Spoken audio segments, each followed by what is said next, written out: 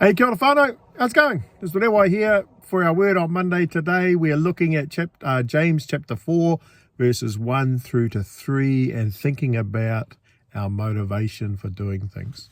What's our motives? Are they pure? Are they self-serving? Is it about our own pleasures or our own gratification? So that's what we're going to be quickly reflecting on today. I'm on my way down to Auckland. I've got a chaplain's conference for this week. I've got a wedding on Saturday, and then Cape and Ray Bible School also coming up for a couple of weeks with us and doing some historical site spaces. And I'm actually sitting at the base of Ruapekapeka, one of the significant sites here in Aotearoa, where one of the land battles happened. And if you're thinking about the James passage, you could reflect on these sites here, or Haiwai, Korerareka, other sites around this northern space where conflict happened. You know, the verse opens, you're quarreling and fighting, and the intentionality of those, if that's a word, the intensiveness of those opening words that James uses is like warlike activities at a national scale. And we're sitting in a space here where the intentions and or motivations or the agendas of others cause conflict. And James is saying, stop it. Check your motives.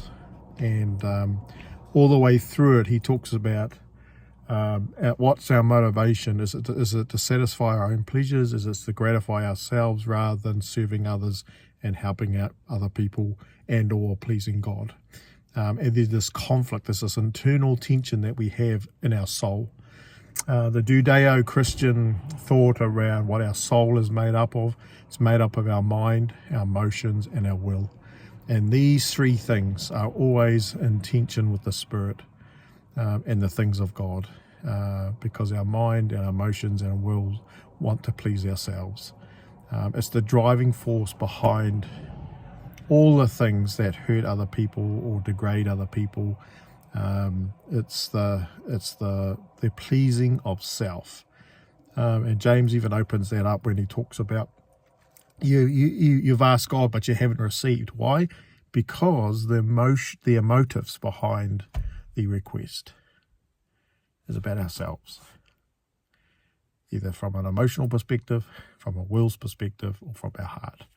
It's all driven from a place, as James talks about, a place of evil. There's an evilness that's inside of us that wants to satisfy ourselves.